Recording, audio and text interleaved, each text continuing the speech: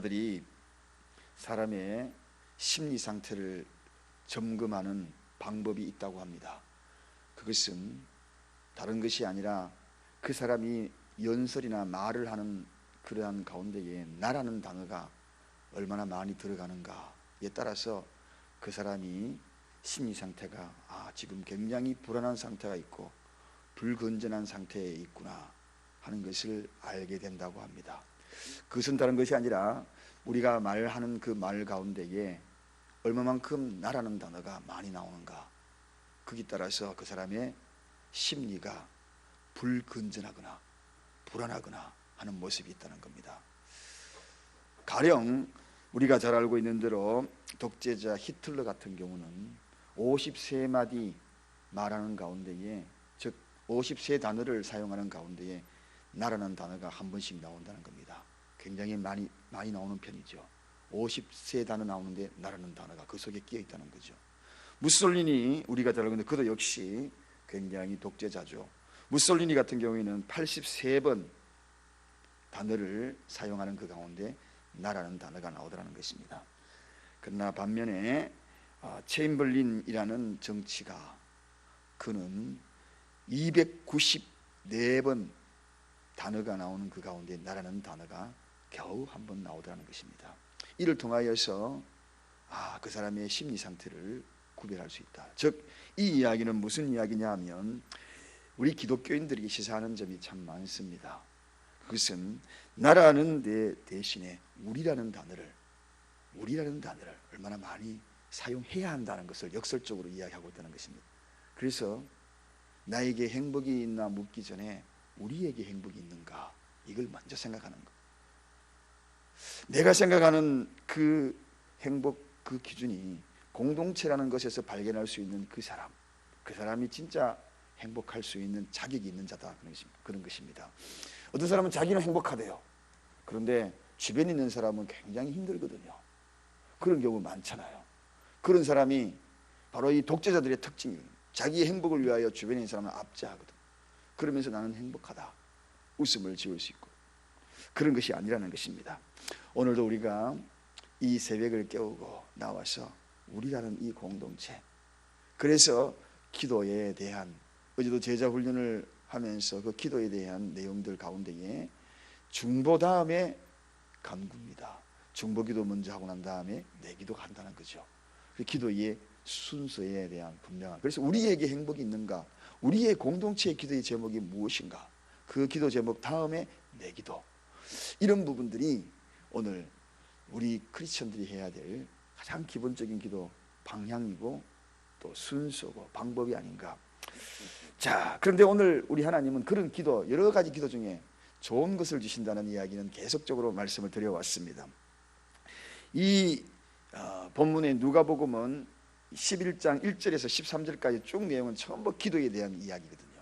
그래서 기도에 대한 모범 답안을 제일 처음에 주님이 가르친 기도에 딱 가르쳐 주시고, 그 다음에 그 기도에 대한 방법에 대해서 이제 하나 둘씩 전개해 나가셨습니다.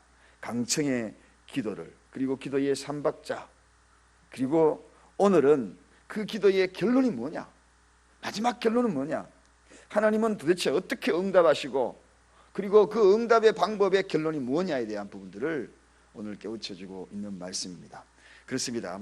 자, 오늘은 거기에 대해서 말씀을 나누기 전에 오늘 질문에 가만히 보면 이런 내용에 전체적인 내용이 들어있지요. 그 내용이 뭡니까? 먼저 설정, 이 설정을 이 내용상에 가만히 지켜보면 하나님과 그리고 우리는 어떤 관계, 아버지와 아들의 관계를 먼저 설정, 여기에 대해서 분명한 관계를 이야기하고 난 다음에 풀어갑니다.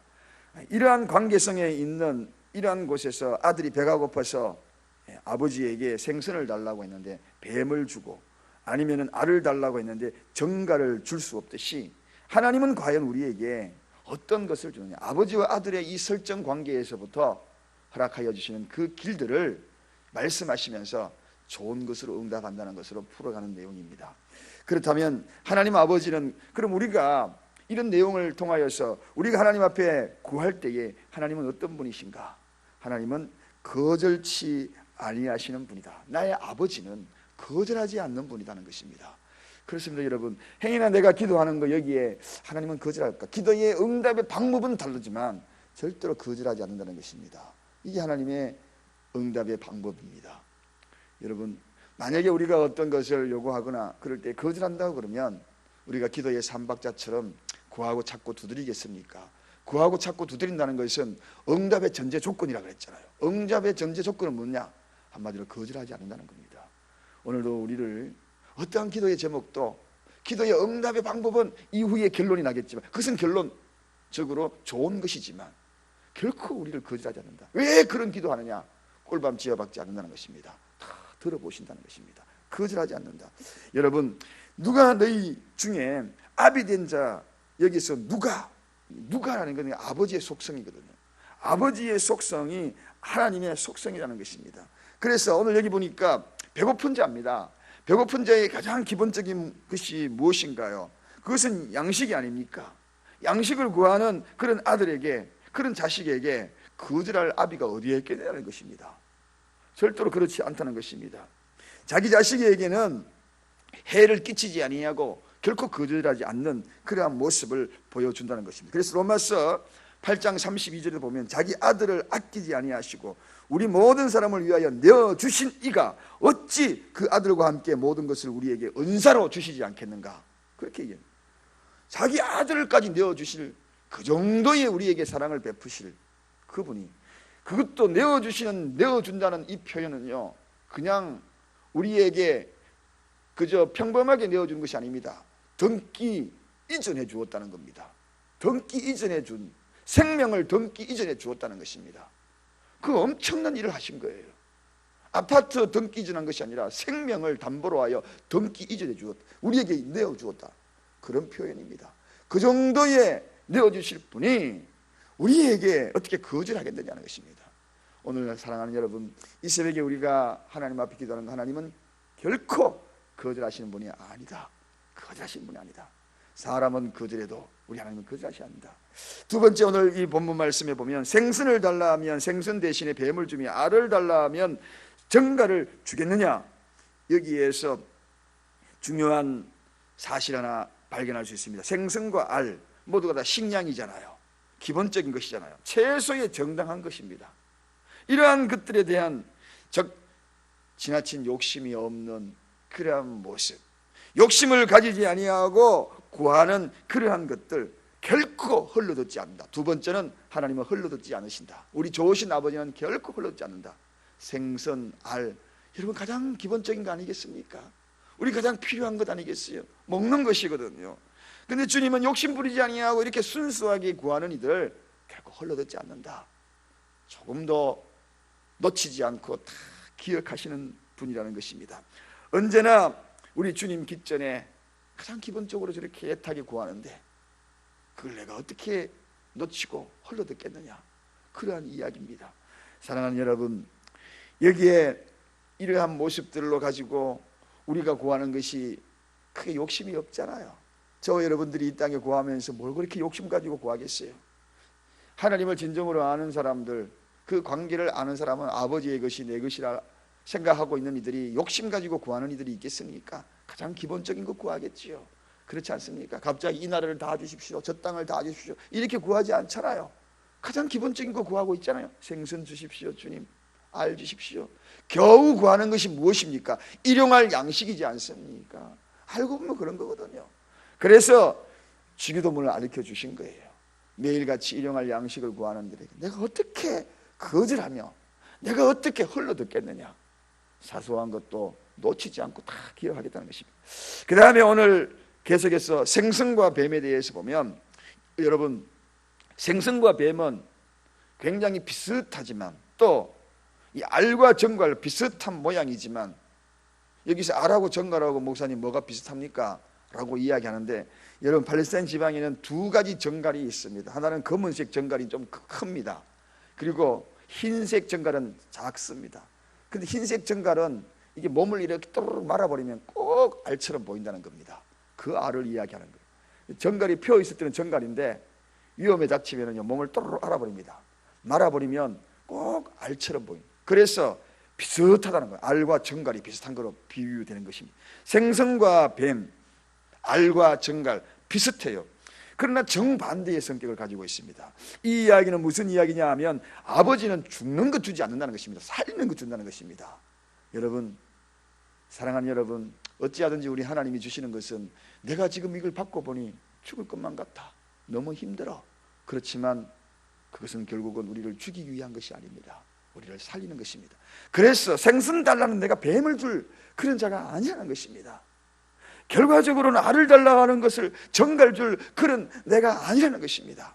이 이야기는 죽는 것 아니다는 것입니다. 우리에게 주는 것, 잠시 고난이 있는 것은, 연단하는 것은, 아프게 하는 것은, 고통이 있는 것은 그 죽는 게 아니라는 것입니다. 오히려 그를 통하여 더 좋은 것으로 허락하여 주시는 것이다 하는 그러한 이야기. 알을 주려고 그러는 것이지. 여러분, 복음은 아주 보물스러운 금입니다. 칼입니다.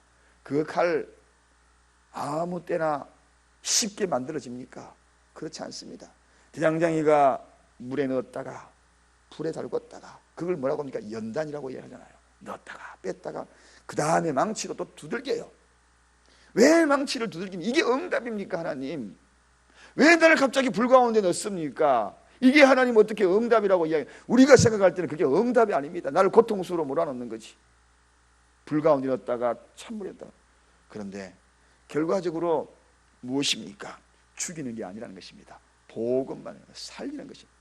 그 복음이 화려하게 빛날 때, 그때 비로소야 하나님이 그렇게 그 이유를 알았다. 그것 때문에 그랬구나. 사랑하는 여러분, 뱀과 전갈, 그 다음에 생선과 알은 정반대의 그런 관계가 있지만 이 사실로부터 우리가 알아야 될 것이 있는 것은 분명히 죽이지 않는다. 응답은 죽이는 것이 아니다. 응답은 살리는 것이다. 할렐루야. 그 어떤 응답이라도 불 가운데 들어가는 응답이라도 살리는 것이다. 죽이는 것이 아니다. 나를 두들기는 것이라도, 나를 정말 아프게 하는 그런 일들이 오히려 응답처럼 들려와서 나를 괴롭게 하고, 이게 응답입니까? 따지고 싶었지만 결국은 그걸 살리는 것이다. 좋은 것이다. 결론이 뭡니까? 오늘 13절에 보니까 너희 천부께서 구하는 이에게 성령을 주시지 않겠느냐, 이렇게 결론을 짓습니다. 여러분, 너희 천부께서, 하나님 아버지께서 구하는 이에게 성령을 주시지 않겠느냐. 누가복음에는 성령으로 표현하고 있고요. 같은 대목입니다. 같은 내용이에요. 같은 구절이에요. 마태복음에는 좋은 것으로 주시지 않겠는가. 구하는 이에게 좋은 것으로 주시지 않겠는가. 하물며 하나님 아버지께서 좋은 것으로 이렇게 표현을 하는 것이 마태복음이거든요. 그리고 오늘 여기 본문에는, 누가복음에는 동일한 말씀을 성령으로 표현하거든요. 그렇습니다, 여러분. 마태가 표현한 이 좋은 것이 뭐냐? 성령이라는 것입니다. 우리가 가질 수 있는 것도 가지는 것 중요하지만 그 가질 수 있는 것을 만들고 그리고를 취할 수 있는 것이 더 좋은 것이 아니겠습니까, 여러분? 고기 한 마리, 두 마리로 일시적인 배를 채우는 것이 좋은 것인가요? 아니면 그물을 내려서 고기를 잡는 방법을 일러주는 것이 좋은 것인가요? 성령은 바로 그런 것이라는 것입니다. 그걸 다 취할 수 있는 능력 있는 사람, 이게 좋은 것이지요. 여러분, 철없는 자식이 부모에게 구하는 것이 무엇입니까? 그것은 엄마 돈 100원 따라다니잖아요. 100원만 줘, 100원만 줘. 그러나 진정한 지혜 있는 부모는 그 100원을 벌 수 있는 방법을 일러주는 겁니다. 그 방법을 일러주면 100원이 아니라 200원, 300원, 400원 더 많은 것을 가질 수 있는 그런 것. 그래서 마태복음에는 그렇게 표현한 거예요. 좋은 것이, 누가복음에는 성령으로 표현한 겁니다. 그렇습니다. 우리는 가끔 응답되지 않을 때에 굉장히 회의에 빠집니다. 그런 회의에 빠져서 얼마나 가슴 아플 때가 있습니까?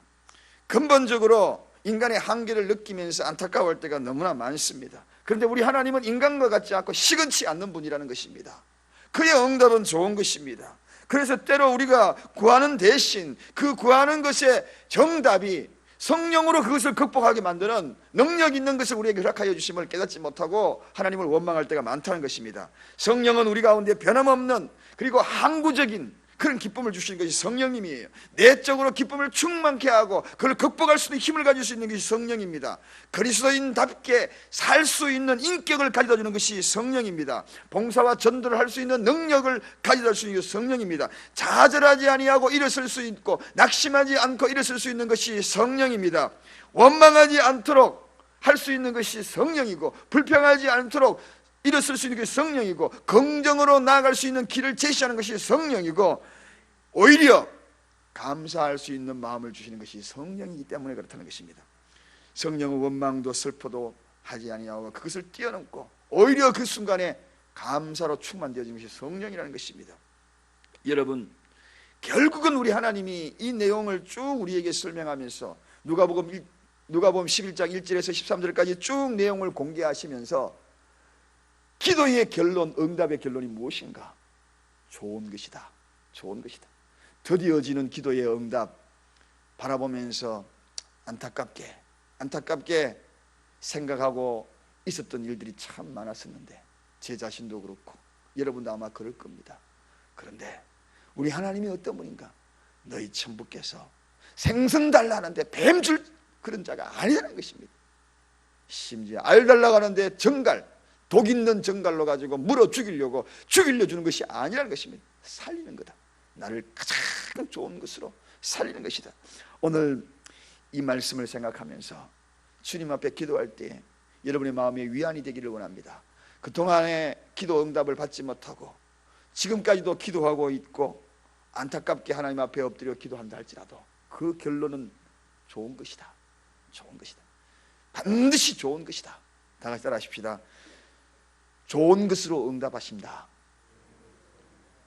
이 말씀으로 위안 삼는 오늘 이 새벽이 되시기를 간절히 축원드립니다. 기도하겠습니다. 하나님 아버지, 감사합니다. 우리 좋으신 아버지, 그분이 나의 아버지신데, 이웃집 아저씨도 아니고 나의 아버지신데 어찌 그렇게 거절하시겠나이까? 그 어떤 것들도 거절하지 아니하시고 면밀히 살피시고 좋은 것으로 주시기 위하여 준비하고 계실 줄로 믿습니다. 흘러듣지 아니하시고 나의 신음소리조차도 흘러듣지 아니하시고 나의 그 안타까운 마음조차도 흘러듣지 아니시는 우리 하나님을 신뢰합니다. 결코 그 응답이 힘에 겨운 응답이라 할지라도, 그 응답이 불 가운데 물 가운데 두들기는 응답이라 할지라도 죽는 것 아니고 살리는 것이라는 것, 복음을 만드는 그런 과정이라는 사실도 깨달았습니다. 하나님 아버지, 감사합니다. 우리에게 그 어떤 응답도 좋은 것 주신다는 약속 믿고 감사 올려드립니다. 오늘도 그 어떤 안타까운 기도의 제목을 가지고 있다 할지라도 성령으로 능히 극복할 수 있으며 좋은 것으로 응답하시는 놀라우신 하나님 사랑을 감사드리며 기도하고 위로받고 새 힘 얻어서 이 사랑 동산을 내려가 삶의 터전으로 힘있게 발걸음을 옮길 수 있도록 축복하여 주옵소서. 예수 그리스도 이름으로 간절히 기도드리옵나이다. 아멘. 찬송가 344장입니다.